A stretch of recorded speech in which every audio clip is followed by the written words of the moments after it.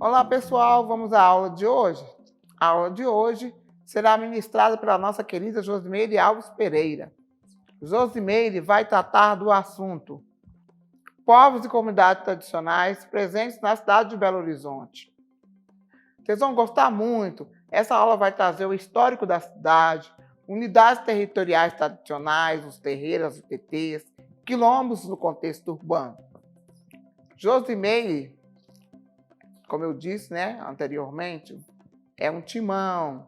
Gente, o Josimeire é doutora em História na área de História Social pela Unicamp, mestre em História na área Política, Memória e Cidade, também pelo Unicamp.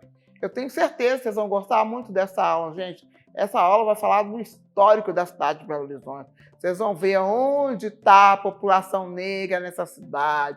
Vão ver história dessa população negra soterrada na cidade de Belo Horizonte. Vão ver os 4 quilombos e agora um quinto entrando aí para a cidade de Belo Horizonte. Entrando, modo de dizer, né, gente? Sendo reconhecido por essa cidade. Vocês vão descobrir que Belo Horizonte é um bonito, um bendito quilombaço. Sigam na aula.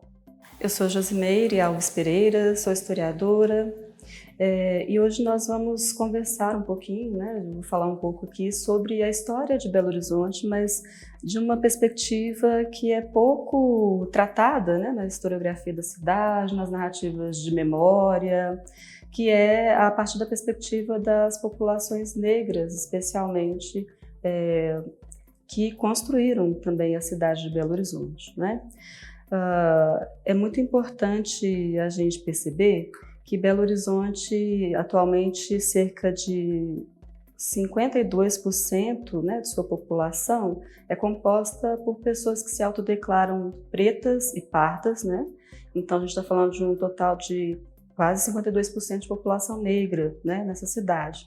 E a história nos ajuda a entender um pouquinho como que isso se formou, o que isso significa para repensar a história da cidade, o que isso significa para construção e execução de políticas públicas nessa cidade, uma perspectiva de justiça social, de construção da cidadania ainda em curso, das democracias, Então, um pouco o objetivo da nossa conversa aqui hoje, ao abordar a história da cidade, também passa por aí.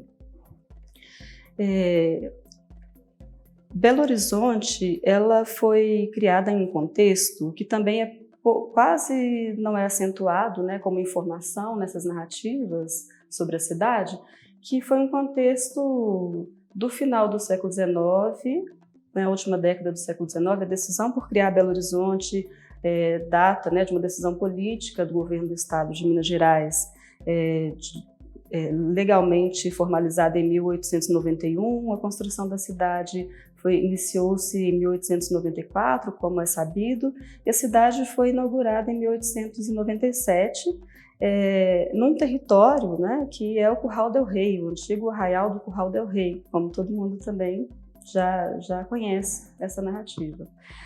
O fato é que a gente pouco se lembra, quando a gente narra essa história, de que a gente está falando de um contexto pós-abolição, e é muito importante entender a construção de uma cidade como Belo Horizonte, ou a mudança da capital de Minas Gerais, de uma localidade, uma cidade, inclusive, considerada nos discursos da época como uma cidade vinculada ao passado, a um passado, inclusive, escravista, um passado colonial, que precisava ser superado em face dos interesses das elites econômicas e políticas de Minas Gerais à época, do Brasil como um todo, mas em Minas Gerais particularmente, um interesse por ter uma capital em que o governo, a partir da qual o governo do estado de Minas Gerais pudesse centralizar melhor as suas ações, pudesse ter um controle maior da economia, dos aspectos econômicos em especial, e buscava-se uma nova localidade em que se pudesse implantar uma capital sob a égide do progresso, da modernidade. O que ocorre é que essa realidade de Belo Horizonte, dessa mudança, inclusive por uma decisão política, de construir uma nova cidade, uma nova capital, no fim do século XIX, portanto, inclusive no fim do século XIX, no imediato pós-abolição e pós-instituição de uma república no Brasil, por meio de um golpe político, ela tem algumas nuances que refletem, né, e que se repercutem na própria realidade da cidade ainda hoje, e inclusive, especialmente, na condição de grande parte dessa população negra, né, que compõe a cidade, né, que constitui a cidade na atualidade. Nós estamos falando de um contexto também que no Brasil estavam vigorando o que ficou conhecido como o racismo científico, e esse racismo científico ou cientificista, ele orienta, ele informa a constituição de políticas, né? Não podemos falar exatamente de políticas públicas para a época, não era um termo muito usado à época, mas a constituição de políticas, né? Então era alguma coisa que perpassava as ciências, na orientação científica da época, que estava compondo a mentalidade né, da sociedade brasileira, que se constituiu, inclusive, forjada num contexto de escravidão durante muitos séculos, né? O racismo, a expressão racismo, né, o termo racismo, a noção de raça, de racismo, inclusive cientificamente, ele é datado, né, da segunda metade do século XIX, mas a prática da diferenciação de pessoas, né, da definição de lugares sociais das pessoas nesse país e em outros países enfim, das Américas e ao longo do mundo que viveram experiências de escravidão, está muito profundamente arraigado à experiência da própria escravidão, a diferenciação de pessoas por cor, raça, por mais que se mudem os tempos, por mais que os conceitos, né, as categorias usadas no século XVIII, no século XIX sejam diferentes, mas a prática, a maneira como essa diferenciação afeta a história das pessoas negras e da população negra no Brasil, ela é um construto bem antigo, né? E a gente pode nomear o racismo a partir do século XIX também vinculado a essa história, né? Embora o termo racismo, raça, ele tem uma data. Bom, mas voltando a Belo Horizonte, é muito importante a gente lembrar, então, desse contexto de construção de uma cidade como Belo Horizonte, num contexto de pós-abolição. E também é importante a gente se perguntar o que tem a ver a população negra do presente de Belo Horizonte com essa história de início da construção de Belo Horizonte, já que aqui não foi uma sociedade escravista. Belo Horizonte, como eu disse no início, foi construída no pós-abolição. Mas Belo Horizonte foi construída em uma sociedade, em um território que havia vivenciado profundamente a escravidão e, portanto, esse também processo de diferenciação, de construção de desigualdades, né, numa sociedade muito hierarquizada, e em que as pessoas negras que constituíam esse território também vivenciaram essa experiência. Então, o convite aqui é para a gente voltar um pouquinho para o Curral del Rei, do século XIX, especialmente. O Curral del Rei ele era uma vila, um povoado, né, criado no início, o que se constituiu e foi reconhecido formalmente no início do século XVIII, bem nas primeiras décadas do século XVIII, dos 700, né, dos 1700. E o Curral del Rei, ele, portanto, participou de uma experiência escravista. Significa dizer que nesse território a gente teve pessoas escravizadas.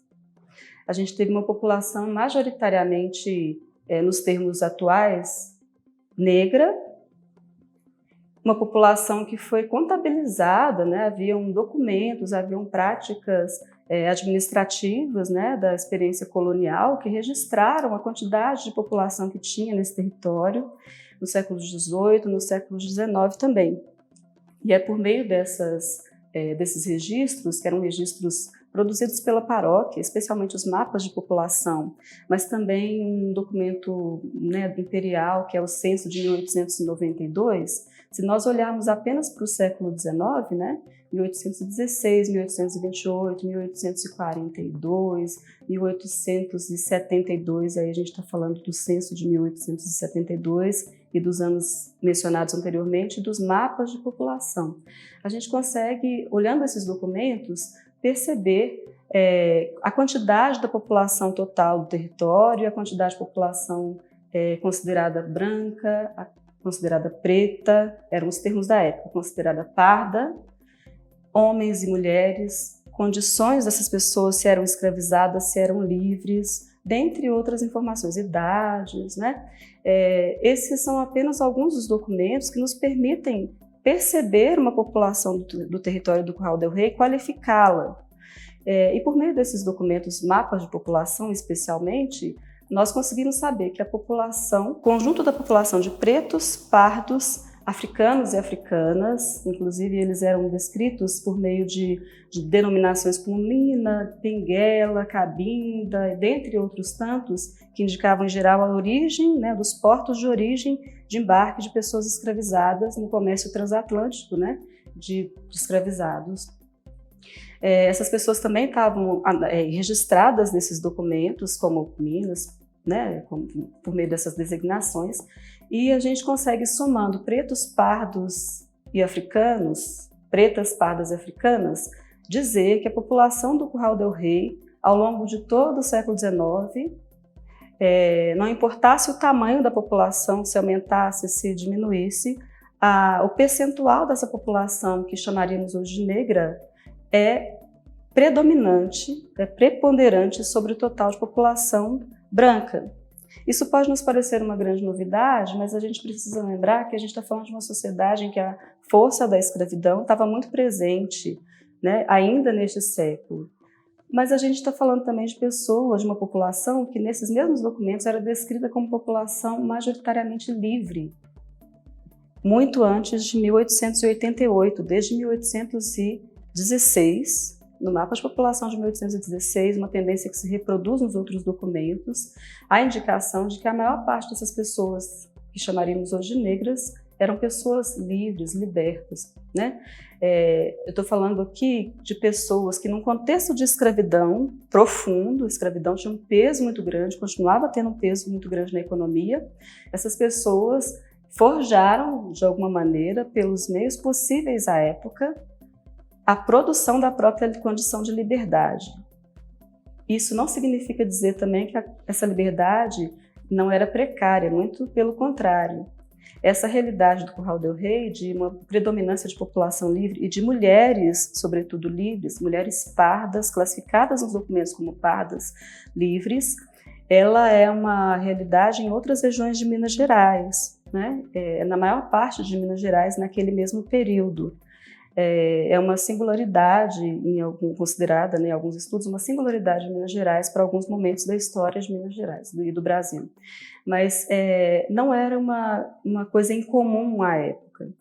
Mas a condição de vida dessas pessoas negras era marcada pelo que a gente denomina, né, que era a precariedade estrutural da liberdade, né, no Brasil e Minas Gerais, tanto no período de escravidão quanto até os dias de hoje. Então, essa precariedade da liberdade, ela está profundamente ligada às condições sociais que nós vivemos hoje. A maneira como a abolição foi construída, sem considerar um entendimento, uma compreensão de cidadania que já existia à época, mas que para a realidade brasileira não foi considerada nos termos que abrangessem direitos, né, dessa população negra. Isso tem repercussão na vida da gente até hoje, né? Quem lida com políticas públicas em Belo Horizonte provavelmente conhece bem essa realidade pelo contato, né, com as regiões consideradas geográfica, econômica e socialmente periféricas de Belo Horizonte, que são regiões onde estão concentradas as populações negras na cidade, né, a população negra na cidade. Um outro aspecto importante da gente ter presente aqui é que, com a construção de Belo Horizonte, com a chegada da comissão construtora para iniciar as obras da cidade, né, de construção da nova cidade, da cidade moderna, planejada, de uma cidade que serviria então para ser a nova capital, portanto a nova sede do governo do estado, a sede administrativa, que não foi criada para abrigar, né, outras pessoas, essas pessoas, inclusive pessoas negras. Ela foi criada com uma finalidade bem específica, né, uma finalidade que não percebia, que não incluía essa noção de cidadania nos termos que a gente deseja, né, na atualidade. Então, isso tudo está muito em sintonia com as mentalidades dessas elites políticas e econômicas à época, que estavam muito preocupadas com o fim da abolição, né, o fim da escravidão, melhor dizendo, no país, em como controlar essas pessoas, majoritariamente negras, no caso de Minas Gerais, que estavam agora livres, né, portanto, formalmente livres, juridicamente livres em todo o país, em Minas Gerais também. Estou falando agora a partir de 1888, depois disso, né? E que eram percebidas por essas classes econômicas e políticas como ameaça para a sociedade. Importa dizer que Belo Horizonte, portanto, não precisou de nenhuma lei segregacionista, como nos Estados Unidos, assim como no Brasil, né, como um todo. Belo Horizonte não precisou de uma lei segregacionista, como nos Estados Unidos ocorria, por exemplo, para indicar que essas populações não eram desejadas, populações negras não podiam fazer parte do território da nova cidade. Então, a inauguração de Belo Horizonte, a construção da cidade, a inauguração da cidade é marcada desde a origem pela expulsão dessas populações originárias, né, porque nós vimos que era a maior parte da população do Curral del Rei, do território do Curral del Rei, especialmente da região central do antigo Curral del Rei. A gente já tem testemunhos, né, de um padre Francisco Martins Dias, à época que notava como que as pessoas majoritariamente pobres iam até ele reclamar de que não tinham saída, elas estavam sendo forçadas pela comissão construtora a deixarem os seus territórios, as casas, né, onde elas moravam, há gerações e gerações e mais gerações das suas famílias, e irem caçar outro lugar, procurar outro lugar para abrigarem, né, com as suas famílias. Então elas foram para os chamados arrabaldes do Curral del Rei, que eram regiões que ficavam fora do que se demarcou como centro, né, o perímetro urbano ou a própria zona suburbana. Foram para o Calafate, para as Piteiras, onde tem o quilombo de Luiz hoje, né, e outras regiões da cidade. Mas é muito importante a gente marcar aqui também que há testemunhos, eu encontrei evidências como registros do cemitério do Bonfim, do cemitério da cidade, atual cemitério do Bonfim, que indicam a presença de pessoas negras, inclusive de africanos e africanas, ainda nas primeiras décadas do século XX, morando em regiões muito próximas ao centro. Ou seja, essas pessoas de alguma maneira se mantiveram ali, né, no território do próprio Curral del Rei, agora Belo Horizonte. Né, de alguma maneira elas ficaram ali. O centro foi higienizado, era uma mentalidade, alguma coisa que fazia parte da mentalidade também da época, inclusive da administração pública, né? O gerir o espaço urbano de Belo Horizonte foi profundamente marcado por uma noção higienista, por regras que não permitiam ir e vir, inclusive das pessoas negras, trabalhadores negros, né?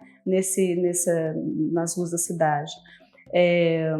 Eu abro um parênteses para falar um pouco mais adiante, assim, nos anos 30, 40, provavelmente antes disso, mas as evidências de documentais que nós encontramos, literárias, inclusive também, na narrativa das pessoas, né, que viveram naquela época aqui, pessoas negras, havia uma segregação muito naturalizada no uso, por exemplo, de vias públicas, como a atual Avenida João Pinheiro, ali a Praça da Liberdade, a Avenida Amazonas, provavelmente a Afonso Pena, em que as pessoas, aos finais de semana, por exemplo, iam passear, né, iam no seu momento de lazer.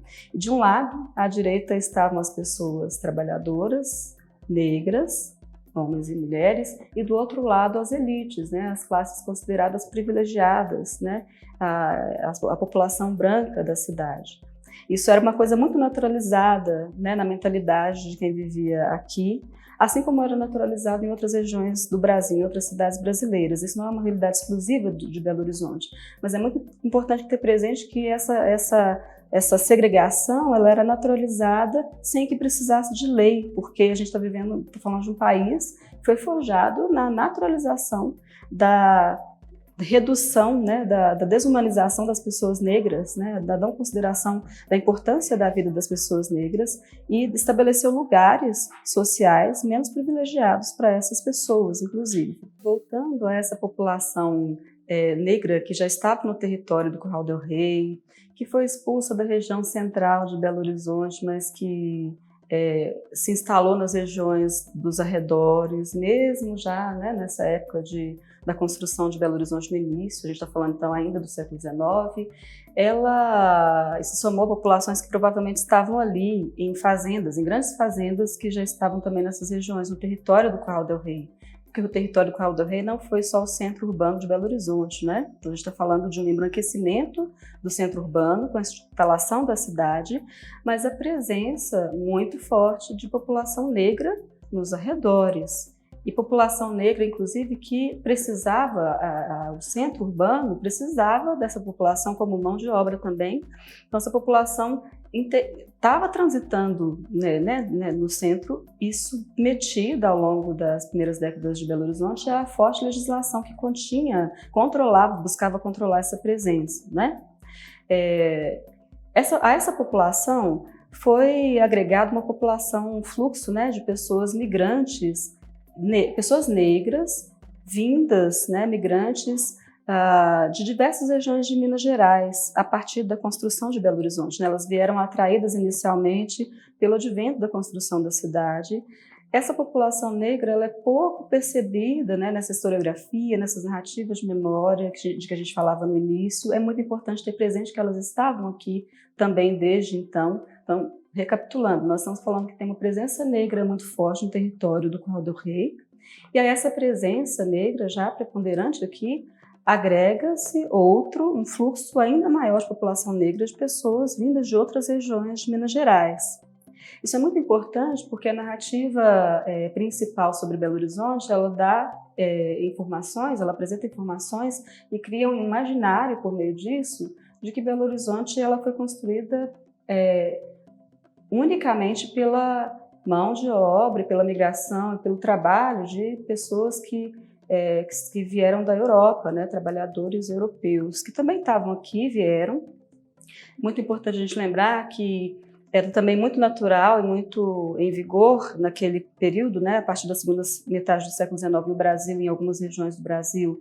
E aqui em Minas também a gente teve uma política, inclusive capitaneada e apoiada pelo Estado, de incentivo à migração, né, à vinda de europeus, de trabalhadores europeus. Nós estamos falando de um processo de branqueamento da população também por aí, que aparece na documentação de outras formas, mas que, somado ao contexto de que nós estávamos falando, né, de um racismo científico, da naturalização das diferenças sociais baseadas na raça, né, havia uma seleção bem específica de que tipo de trabalhador se queria no Brasil. Para Belo Horizonte não foi diferente, né, com a imigração de italianos, espanhóis, portugueses principalmente, mas também de outros povos, né, esse estímulo se direcionava para esses povos, e também não eram quaisquer espanhóis de quaisquer regiões da Espanha, né, isso é outro nível de detalhe, eram trabalhadores que se queriam que fossem morigerados.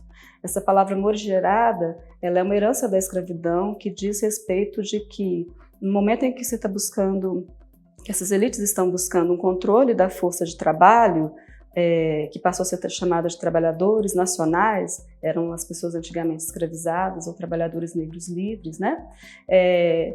Tem uma preocupação em branquear a população, nesse contexto de racismo científico que vigorava, e de não apenas branquear, mas ter uma população controlável. Uma população negra, que como essa que havia no território de Minas Gerais e do Curral del Rei, que havia se libertado aos poucos, ao longo dos anos, muito antes de 1888, ela era vista como não necessariamente morigerada. É muito importante a gente ter essa percepção também, né?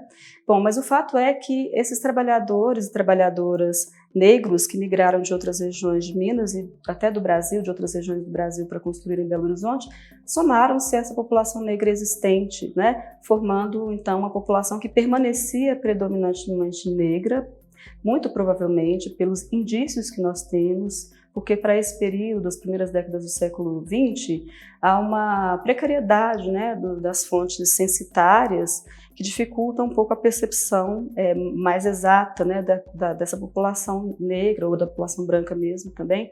Mas, por exemplo, registros como os registros médicos ou policiais, infelizmente, dão conta de uma forte presença dessa população negra. Os relatórios da Santa Casa, documentos da chefia de polícia, atestam para a gente um registro bem importante da presença dessa população negra nesse território de Belo Horizonte. Inclusive, no caso dos documentos policiais, indicam também o controle que se buscava exercer sobre essa população, né?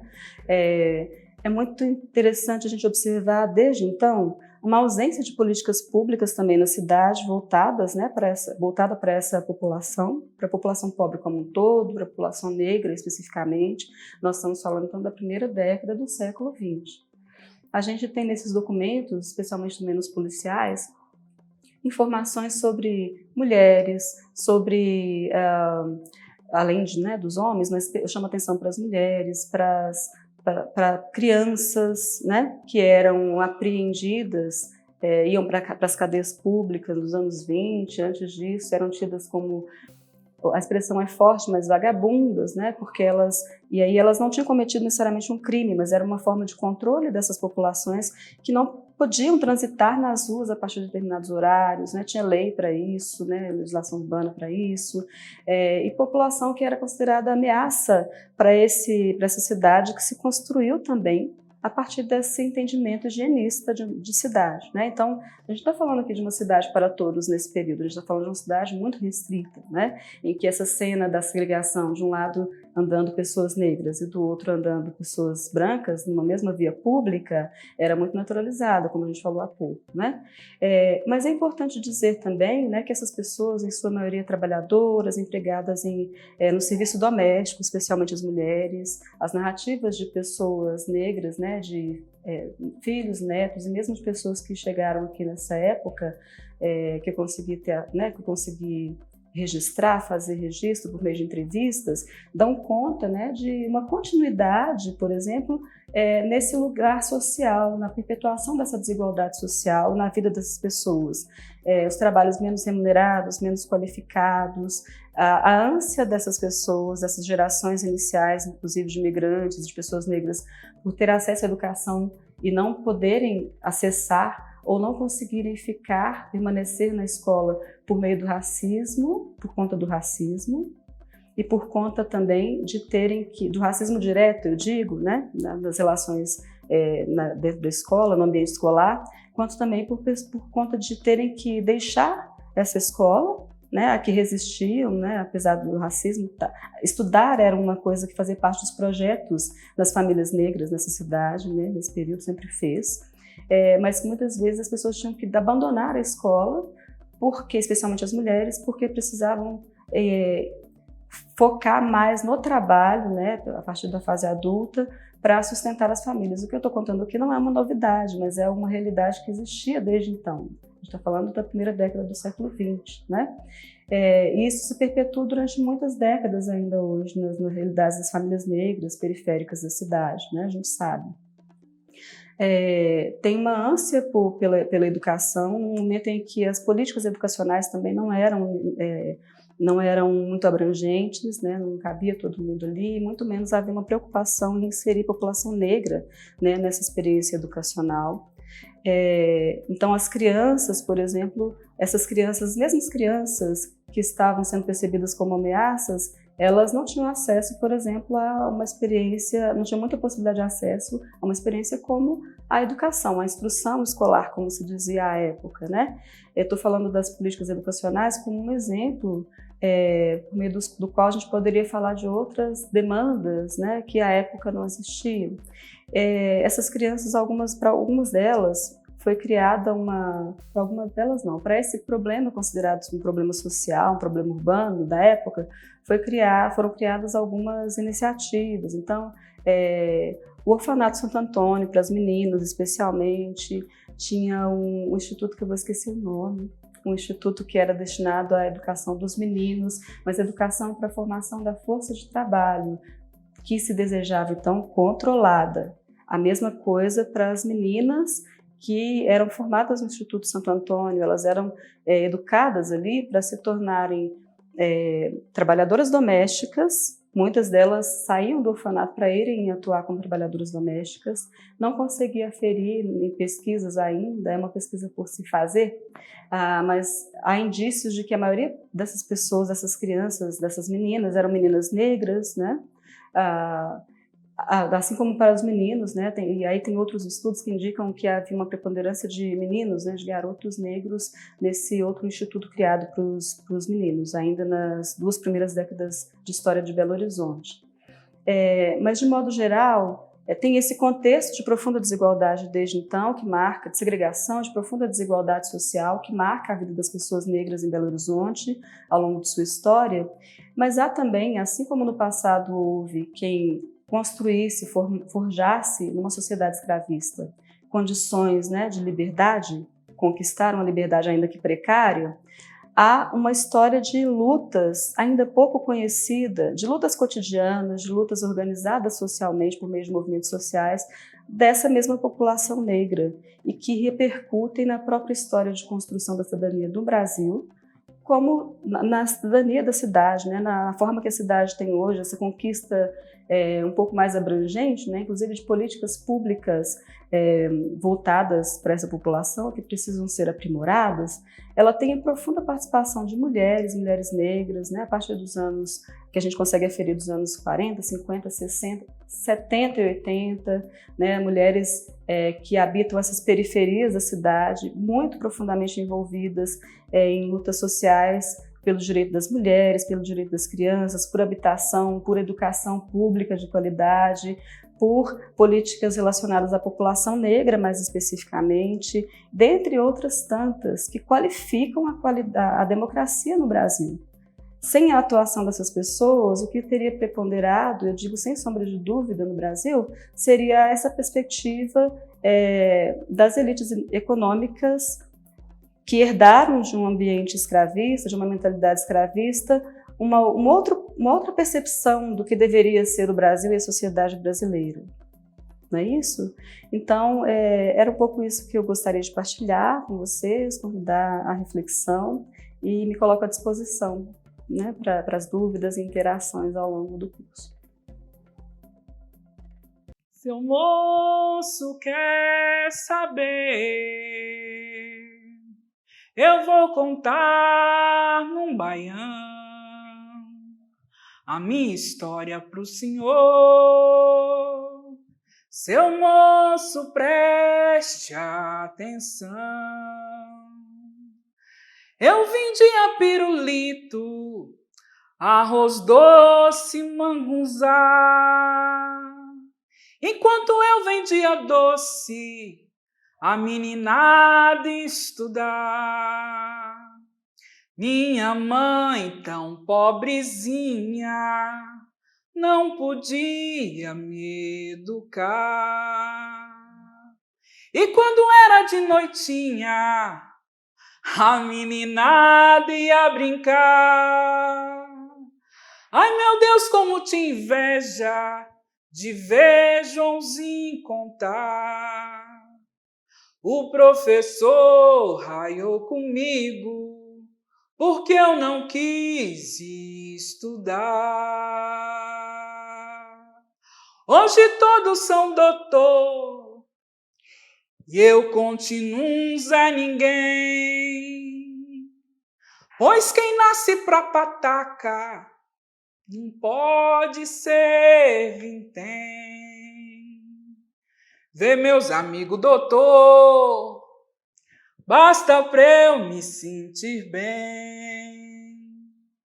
Mas todos eles, quando ouvem um baiãozinho que eu fiz, ficam tudo satisfeito, batem palma e pedem bis.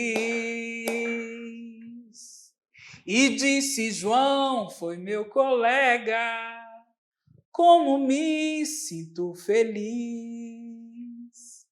Mas o negócio não é bem eu, é Mané, Pedro, Romão, que também foram meus colegas.